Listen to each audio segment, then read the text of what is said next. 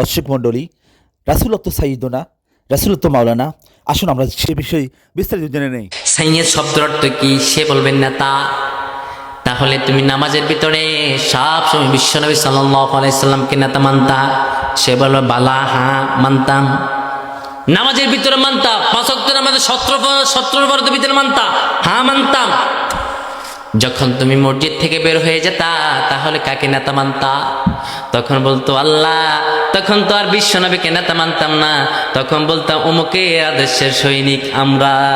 আছে না নাই? আছে না নাই? তখন আল্লাহ বলবেন, যখন তোকে কবর রাখতো একটা দোয়া পড়তো, সে দোয়াটা কি? সে বলবেন বিসমিল্লাহ আলা মিল্লাতে রাসূলিল্লাহ। সেটা হলো আল্লাহ, আমি আল্লাহর নামে রাসূলের দলে ছেড়ে দিলাম। কবরে যখন রাখা হলো, কার দলে রাখলো? রাসূলের দলে। দুনিয়ার জমিনে কার দল করেছিস বল? সে বলবে আল্লাহ করেছিলাম কুতকুত মিয়া আর ফের মিয়ার দল। তোর কুতকুত মিয়ার নামাজ পড়তো নাকি? পেত না। তোর ফের মিয়ার নামাজ পড়তো না। তোর কুতকুত মিয়া কি করতো? আল্লাহ মদ খাইতো। তাহলে তার পিছনে কেন হেঁটেছিস? আল্লাহ হেঁটেছি কিছু টিসিবির কার্ডের জন্য, হেঁটেছি কিছু সরকারি মালের জন্য, কারণ তার সঙ্গে হাঁটলে সরকারি মাল খাওয়া যায়। আমার আল্লাহ বললে গোলাম বুঝোস নাই কপাল খেয়েছিস, কারণ এই দুনিয়া তোমাদের জন্য স্থায়ী এবং শ্রেষ্ঠ নয়। কে বলেছেন? কে বলেছেন? আমরা বললাম আল্লাহ আমাদের জন্য স্থায়ী এবং শ্রেষ্ঠ কি? আমার আল্লাহ বলেন বাল তুসিরুনাল হায়াতাদ দুনিয়া ওয়াল আখিরাতু খায়রুন ওয়া আবকা। তোমাদের জন্য স্থায়ী এবং শ্রেষ্ঠ হলো আখিরাত। তুই তোর আখিরাতের জিন্দেগি হারালি, যা যা জাহান্নামে ডুব। ঠিক কি না? এখন আমাদের সমাজে এমন লোক আছে না নাই? আমাদের বিশ্বনবীকে নেতা মানে, কিন্তু জীবনে নেতা মানে না, আছে না নাই?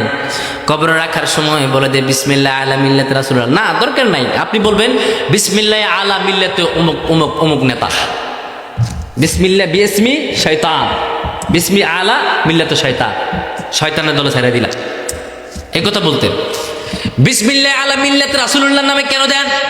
এই লোক জীবিত অবস্থায় রাসূলকে মানে নাই, রাসূলের কোনো আইন মানে নাই। আমরা বললাম আল্লাহ আপনার আইনটাকে আপনি বলে দেন। আমার আল্লাহ বলেন পড়েন, আমার আইন হলো এমন আইন, আমার আইন দিয়ে যে সমাজ পরিচালনা করা হয়, সমাজের ভিতরে যিনি শান্তি দেয় তিনি কে? আমরা বললাম আল্লাহ যারা আপনার আইন মানে না এগুলা কি, এগুলা কি, এগুলা কি?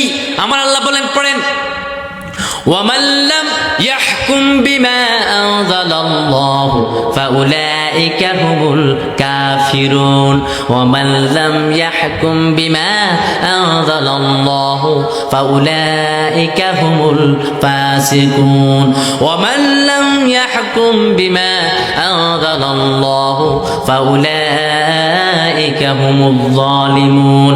আল্লাহ একটা আয়াত 3 বার বলেছেন, যারা আমার জমিন দিয়ে, আমার কোরআন দিয়ে জমিন বাস্তবায়ন করে না, সংসদ বাস্তবায়ন করে না, এগুলা একটাও মুমিন না, সবগুলা কাফের। কে বলেছেন? কে বলেছেন?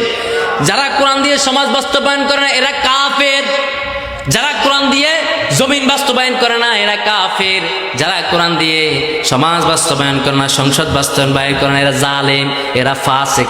প্রতিটা শব্দ কার? আল্লাহ। আরো জোরে বলেন কার? কোরআনের। আরো জোরে বলেন। সব শব্দ আল্লাহর। এর জন্য আমার আল্লাহ বলেন গোলাম যদি আমার কোরআন মানো, তোমাদের জীবনটাকে যিনি উজ্জ্বল করে দিবেন তিনি কে?